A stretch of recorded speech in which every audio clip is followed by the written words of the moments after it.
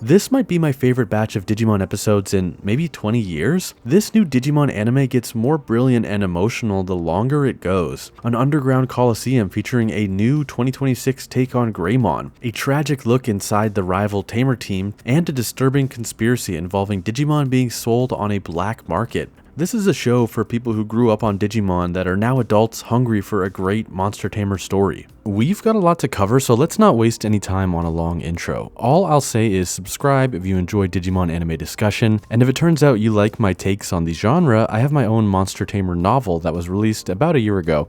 Monster Revolution is an original world and story inspired by Monster Rancher, Digimon 02, Summer Wars, Persona. It's available physically and digitally on Kindle and Kobo. I'll have links to that in the description of this video. There have been 5 episodes since we last talked Digimon Beatbreak on the channel, and a lot has happened. The show has attempted to humanize the rival team tactics and also shown us a whole bunch of actions that make me think they might be irredeemable. After the incredible double origin episode that delivered Reina and Granite backstories, 17 shed light on another Tactics member, Hotaruko. While her life before Tactics is nowhere as intense as Granite being the sole survivor of a bombed refugee camp, we are given some interesting stuff to chew on. Hotaruko comes from a family-run restaurant with her mother and 2 younger siblings having no idea what her day job truly entails. They think she's a World Union researcher and couldn't be more proud of her, totally unaware of her role in Team Tactics. Hotaruko is sending money back to her family, helping to pay the bills, but also missing out on watching her siblings grow up. When a Bergamon captures her partner, Shakomon, Makoto from Glowing Dawn helps her reunite with her lost Digimon. It seems like Hotaruko and Makoto get along, exchanging "you're a lot more capable than I thought" and "you're a lot nicer than I thought" before their short-lived friendship implodes. In the final action sequence of the episode, Hotaruko snaps at Makoto, who, despite no longer living among the wealthy in the Shangri-La, to her represents the worst of high society. She says, quote, "You were born with everything and yet you strive for nothing," taking issue with what she perceives to be Makoto's lackadaisical approach to battle. Her coming from nothing and needing to provide for her family is seemingly how she justifies the horrific actions of Team Tactics, which have included multiple attempts at using children as monster bait, and as we'll see in a couple episodes, that's not even the worst of what this group gets up to. In 18, The Price of Freedom, Tomoro and the others find a young man collapsed outside their home. Haruomi, partnered with Commandramon, are Team Tactics runaways. They desire to be free after they were tasked with using Commandramon's camouflage ability to take on dirty jobs that the show implies are even more heinous than anything we've seen Raito and his crew tackle. Speaking of Raito, his squad arrives to take Haruomi and Commandramon back. Haruomi helps Commandramon fake his death with that camouflage ability. Tactics, disappointed in themselves for letting Commandramon be deleted, still take Haruomi with them as prisoner. Apprehended, he asks Tactics Commander Naito, "Where am I going?" and receives this chilling response, quote, "Do you believe in hell?" With Tactics thinking Commandramon was deleted, the little monster is free to live on as Bombmon under Glowing Dawn's watch. Haruomi's self-sacrifice suggests that at least some Tactics members are capable of doing the right thing, though we'll see in this next episode how low the organization will stoop.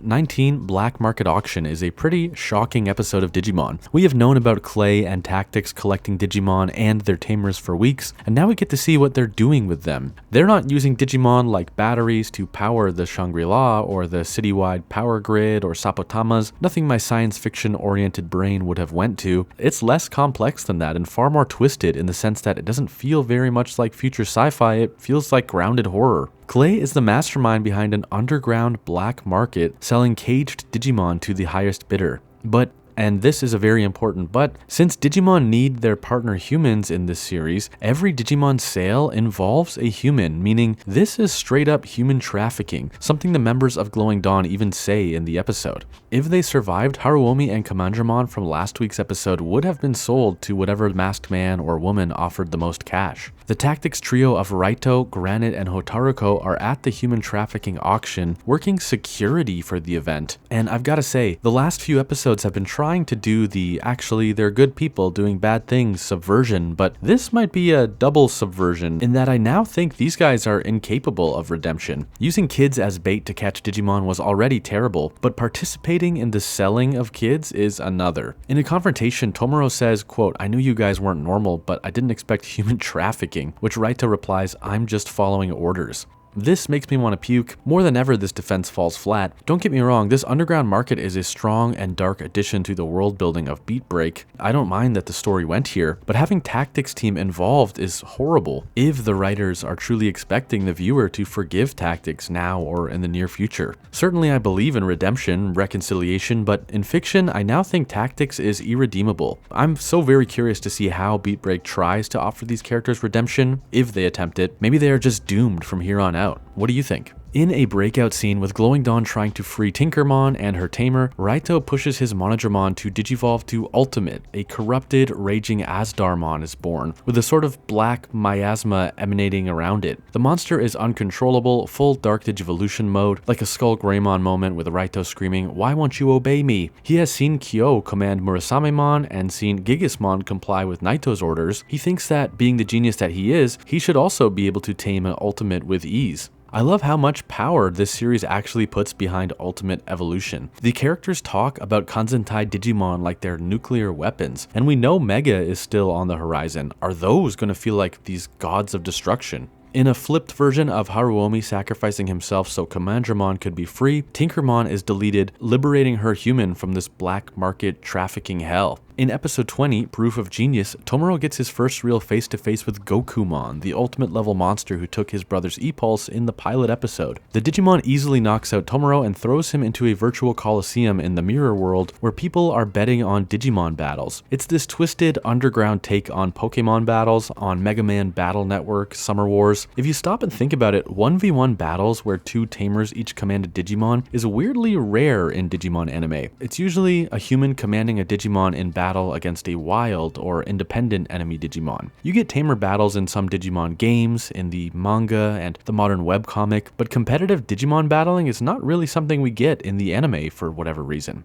A couple years ago, I thought about making a video called Digimon Needs a Tournament Arc. While this is not a tournament arc per se, the Coliseum setup is oddly fresh for a series that is more than 25 years old. We find Raito competing in the Coliseum, and it's not like a hobby or passion of his. He's been kicked from Tactics for allowing Tinkermon to be deleted in the previous episode, and this is how Clay and Naito punished him, throwing him into a Digimon fight club where the losers get cold-hearted. But if he can stay alive and win, Monodramon believes Raito will be accepted back into Tactics. Whether that's true or not, it is all the motivation Raito needs to mercilessly crush his enemies in the ring. In this episode, we also get a long overdue definition for the mirror world, this virtual space we've been fighting in. Quote, "The mirror world is a collection of virtual worlds on the internet." This is nothing revelatory, potentially a little underwhelming even, as that's kind of the most obvious explanation. It's kind of odd that there was no mirror world definition earlier in the story. It's a Digimon series, it should come as no surprise that the space is digital in some way. Looking at it from another perspective, the fact the mirror world is the Beatbreak internet and not the Beatbreak digital world means we may still get a real trip to a digital world later down the road, possibly Digital World Shambhala, like how Time Stranger gave us Digital World Iliad. In a cage match between Raito's Azdarmon and Tomoro's Armalizamon, Raito's Digimon manages to not go berserk again, saying, "Raito, I'll prove that you're a genius." This kid does not deserve Monodramon, man. Monodramon is only ever thinking of Raito, but does Raito even think about what's best for Monodramon? Maybe after this battle he might, but certainly not before episode 20. In 21, just released last night,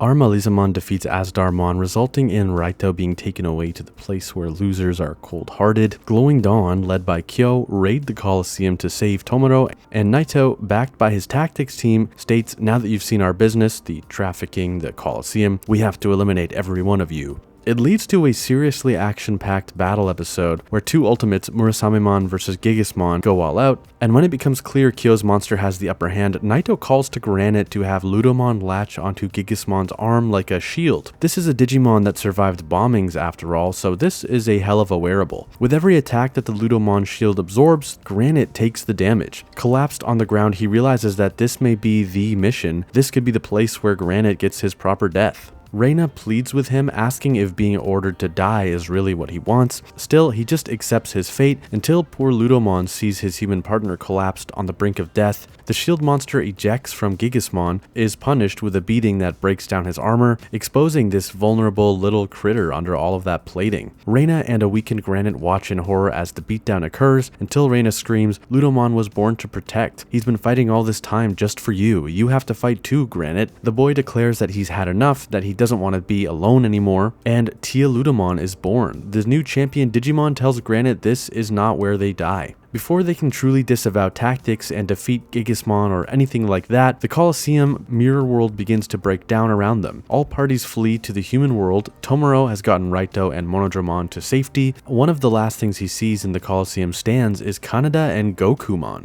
In the final few moments of the episode, we hear what may be the beginnings of some justice for all of Clay's crimes. It appears the client list for the auctions and the Colosseum has been leaked to the Ministry of Civil Protection with Clay's name written all over it. It was fellow 5-star Kaneda that leaked it, and we hear Chairman Wong declare that Clay has crossed the line, and that as of this moment, Clay Arslan has a bounty on his head.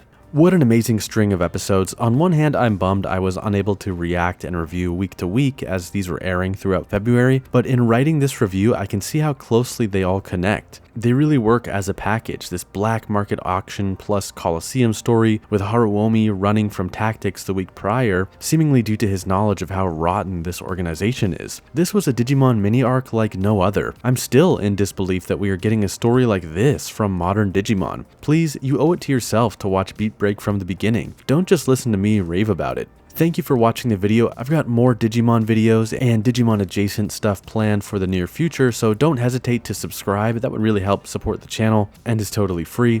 The links to check out my Monster Tamer story, Monster Revolution, are in the video description. Take care and see you in the next video.